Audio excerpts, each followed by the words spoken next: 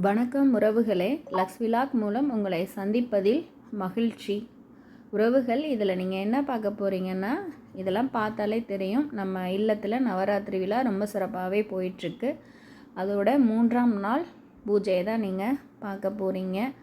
ரொம்ப சிறப்பாகவே 2 நாள் பூஜை அம்பாளோட அருளால் நடந்து முடிஞ்சதுங்க. இப்போ சிறப்பாக 3ஆவது நாள், முதல் 3 நாள் துர்க்கைன்னு உங்களுக்கே தெரியும். அதோட அம்சமாக நம்ம 3ஆம் நாள் பூஜையை ரொம்ப சிறப்பாக பண்ணிகிட்ருக்கோங்க. பக்கத்தினர்லாம் வந்து ரொம்பவே அருமையாக பண்ணிகிட்ருக்குறாங்க.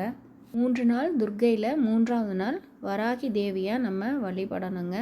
வராகி அம்மனை பற்றி சொல்லவே தேவையில்லை, ரொம்பவே நீதி கடவுள்னு சொல்லலாம். தஞ்சை ராஜராஜ சோழனால் ரொம்ப சிறப்பாக வழங்கப்பட்டவங்க. அவங்க அம்சமாக தாங்க நம்ம 3ஆம் நாள் துர்க்கையை வழிபடணும். ரொம்ப சிறப்பாக எல்லோரும் சேர்ந்து பூஜை பண்ணிகிட்ருக்கோம். குழந்தைங்கள்லாம் பாருங்கள், ரொம்பவே அருமையாக கலந்துக்கிறாங்க. பொதுவாகவே நம்ம குழந்தைங்கள இந்த மாதிரி பழக்கிட்டோன்னா ரொம்பவே நல்லது. நம்மளால் எவ்வளோ அழகாக குழுவை அலங்கரிக்க முடியுமோ அந்தளவுக்கு ரொம்ப அழகாக அலங்கரித்து வச்சு நாங்கள் பூஜை பண்ணிகிட்ருக்குறோங்க. ரொம்பவே அருமையாக நடந்துட்டுருக்கு உறவுகளே. பொதுவாகவே நம்மளால் என்ன முடியுமோ மலர் நெய்வேத்தியம்லாம் வச்சு வழிபடலாம். அதே மாதிரி அன்னன்னைக்கு உரிய நெய்வேத்தியம் மலர்லாம் நம்ம வச்சு வழிபடுறப்ப பார்த்திங்கன்னா மேலும் ஒரு தனி சிறப்பாக நமக்கு இருக்கும். என்னன்னு கேட்டிங்கன்னா, நமக்கே பிடிச்ச பொருள் நம்ம கை கிடைக்கிறப்ப ரொம்ப சந்தோஷமாக இருக்கும் இல்லைங்களா? அதுபோல் அம்பாளுக்கு பிடித்தமான விஷயங்களை நம்ம செய்கிறப்ப அவங்க இன்னும் மனம் உருகி நம்மளை ரொம்பவே ஆசீர்வாதம் பண்ணுவாங்க. அவங்களுக்கு பிடித்தமான விஷயங்கள்லாம் செஞ்சு நம்ம வழிபடுறது ரொம்ப ரொம்ப சிறப்புங்க. அதான் இப்போ தான் நம்ம எதையும் தேடி போக தேவையில்லை, எல்லாமே அறிவிச்சிடுறாங்க, தெரியப்படுத்திடுறாங்க நமக்கு.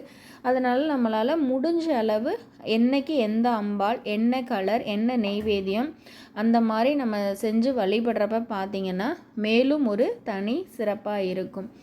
உறவுகளே, இந்த தருணத்தில் பேராசைக்கு ஒரு சிறந்த உதாரணமாக எனக்கு தெரிஞ்சதை நான் சொல்கிறேன். என்னன்னு கேட்டிங்கன்னா, 3 முனிவர்கள் வந்து காட்டுப்பக்கம் போயிருக்காங்க. அப்போ பார்த்திங்கன்னா அங்கே ஒரு பெரிய புதையல் இருந்திருக்கு. அந்த புதையலை பார்த்தோன்னே ஒரு முனிவர் ஐயோ ஆட்கொல்லின்னு சொல்லிட்டு ஓடிருக்காரு. மீதி 2 பேர் பார்த்திங்கன்னா புதையலை எடுத்துக்குவோம் அப்படின்னு சொல்லிட்டு ஒரு முனிவரை சொல்கிறாரு, நீ ஊருக்குள்ளே போய் சாக்கு எல்லாம் எடுத்துகிட்டு வா, கட்டி எடுத்துகிட்டு போவோம், அது வரைக்கும் நான் இங்கேருந்து பார்த்துக்கிறேன்னு சொல்லியிருக்காரு. அதுங்காட்டியும் மனுஷன்னாலே பேராசை தானேங்க. புதையலை பார்த்தோன்னே முனிவருக்கே மனம் மாறிட்டு, அப்போ ஊருக்குள்ளே போன முனிவர் வந்தோடனே நம்ம கட்டையால் அடித்து கொண்டுட்டு இந்த புதையலை நம்மளே எடுத்துக்கணும் அப்படின்னு பார்த்து முடிவு பண்ணுறாரு.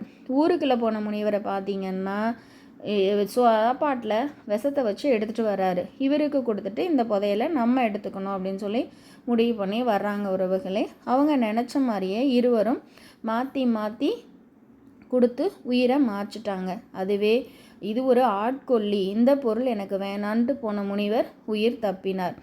உறவுகளே, ஒன்றுமே கிடையாது. பேராசைங்கிறது பெரிய பெரிய நஷ்டத்தை தான் நமக்கு உண்டு பண்ணும்.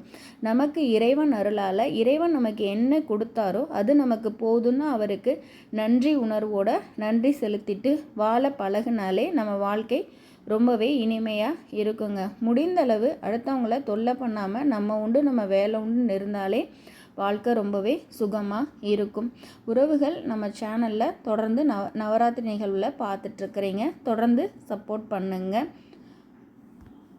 நம்ம சேனலில் வர ஆன்மீக வீடியோகளுக்கு உங்களோட மேலான கருத்துக்களை தெரியப்படுத்துங்க. தொடர்ந்து இது போல் நல்ல நிகழ்வுகளை நம்ம சேனலில் ஒளிபரப்புவோம். மகிழ்வித்து மகிழ்வோம். நன்றி.